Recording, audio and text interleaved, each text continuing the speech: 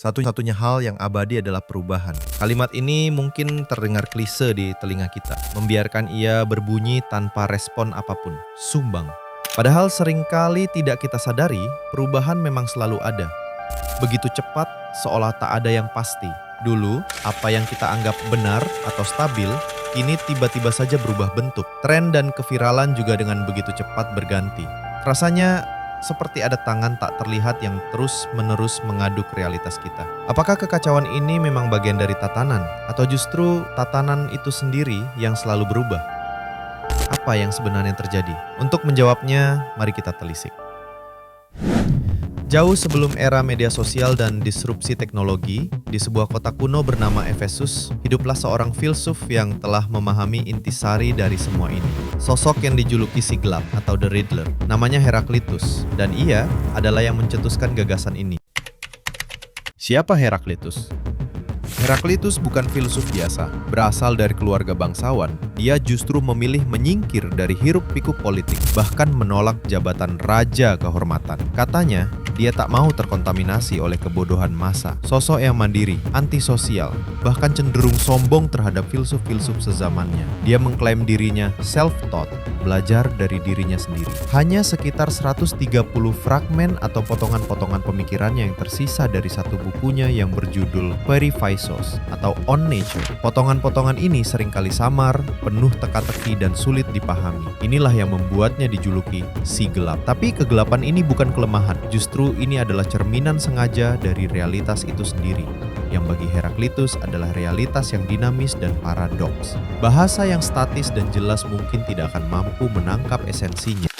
Panta Rei, segala sesuatu mengalir. Sekarang, mari kita selami inti pemikiran Heraklitus yang paling terkenal. Panta Rei, segala sesuatu mengalir. Kalimat ini bukan sekadar pepatah puitis. Bagi Heraklitus, perubahan bukanlah bagian dari realitas, melainkan hakikat mendasar dari realitas itu sendiri. Alam semesta ini tidak statis, melainkan terus-menerus bertransformasi. Segala sesuatu berada dalam proses menjadi, bukan ada yang diam. Aforisme terkenalnya mungkin sudah sering kita dengar. Engkau tidak dapat turun 2 kali ke sungai yang sama. Tapi tahukah kamu, jika diterjemahkan lebih lanjut, kalimat ini akan berbunyi, dalam sungai yang sama kita melangkah dan tidak melangkah, kita ada dan tidak ada. Ini luar biasa, bukan hanya air sungainya yang terus berganti, tapi kita yang melangkah pun setiap detiknya adalah versi yang berbeda. Heraklitus memaksa kita untuk melihat bahwa identitas, baik itu sungai, manusia, atau apapun, terus-menerus bergeser. Bagaimana sesuatu bisa disebut sama jika penyusunnya selalu berubah? Ini adalah gagasan tentang stabilitas yang dinamis. Sungai tetap sungai meskipun airnya baru. Dirimu tetaplah dirimu meskipun sel-sel tubuh terus beregenerasi. Ide-ide terus berkembang. Ini berarti pemahaman sejati datang dari merangkul ketidakpermanenan dan interaksi dinamis, bukan mencari esensi yang statis dan tetap. Api, simbol perubahan abadi. Untuk menjelaskan proses perubahan yang konstan ini, Heraklitus memilih simbol yang paling tepat, yakni api. Bukan seperti filsuf lain yang mengatakan air atau udara sebagai prinsip dasar, Heraklitus melihat api bukan sebagai zat dasar, melainkan melambangkan gerak perubahan itu sendiri. Api terus mengubah apa saja yang dibakarnya menjadi abu dan asap, tapi api itu sendiri tetaplah api. Ini adalah kesatuan dalam perubahan. Alam semesta, bagi Heraklitus, adalah api kekal yang terus-menerus mengubah bentuk, namun abadi dalam esensinya. Api menggambarkan dualitas yang mempesona. Di satu sisi, ia adalah penghancur, tapi di sisi lain, ia adalah pembaharuan dan pencerahan.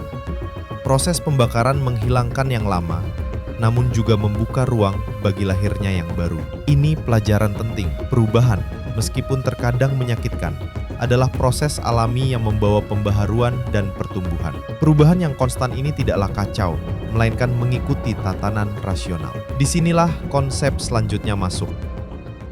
Logos, prinsip rasional universal. Di balik segala perubahan yang tampak acak dan dinamis, Heraklitus menemukan adanya keteraturan yang mendasarinya. Inilah konsep logos. Secara harfiah, logos berarti kata, alasan, atau prinsip. Dalam konteks Heraklitus, logos adalah prinsip rasional universal atau hukum yang mengatur alam semesta. Ini adalah kunci untuk memahami bagaimana alam semesta bekerja, menggabungkan kekacauan dan keteraturan dalam satu kesatuan yang harmonis. Logos menjelaskan mengapa perubahan yang dinamis ini tidak terjadi secara acak, melainkan terarah dan bermakna. Ini adalah struktur tak terlihat namun sangat nyata yang memungkinkan alam semesta berfungsi harmonis, bahkan di tengah perubahan yang konstan. Heraklitus berpendapat bahwa logos adalah hukum universal yang harus ditemukan dan dipahami oleh manusia, meskipun kebanyakan orang gagal menyadarinya. Ini menggarisbawahi pentingnya kesadaran diri dan pemahaman mendalam tentang alam semesta. Memahami logos berarti kita harus bangun dan melihat tatanan yang mendasari di dunia yang terus berubah, bukan tidur dan terpaku pada ilusi statis. Kesatuan dalam oposisi, harmoni dari konflik.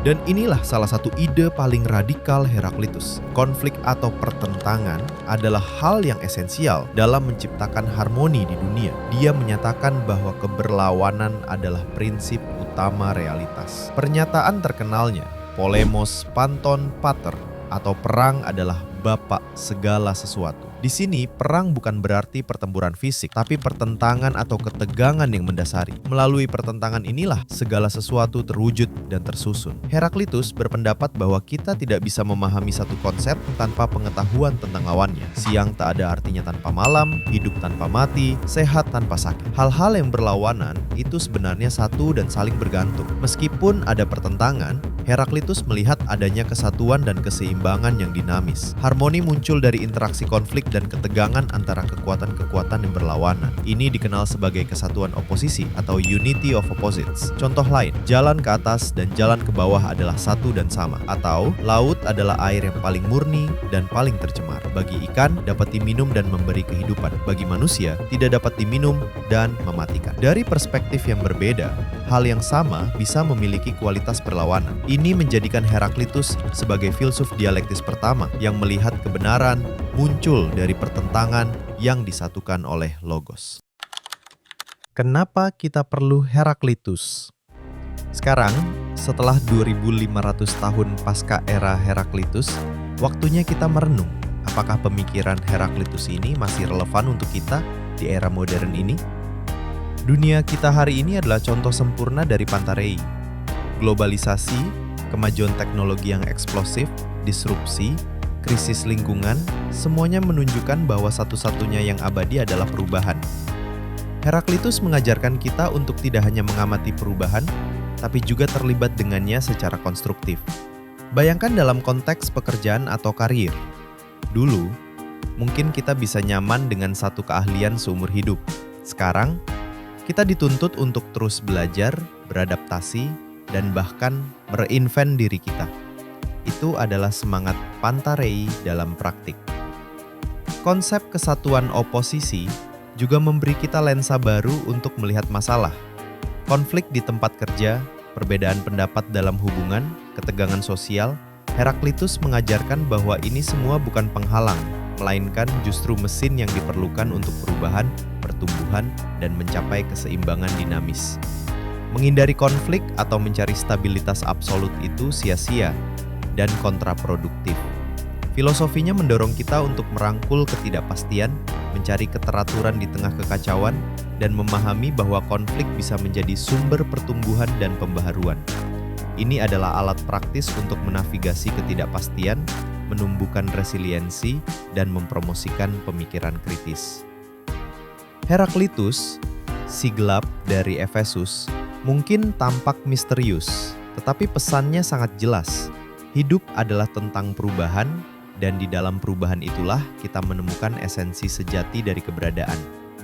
Dia mengajak kita untuk tidak stagnan, tapi terus beradaptasi, berpikir kritis, dan menemukan harmoni dalam dinamika kehidupan itu sendiri. Setiap perubahan adalah peluang untuk pertumbuhan dan pemahaman yang lebih dalam.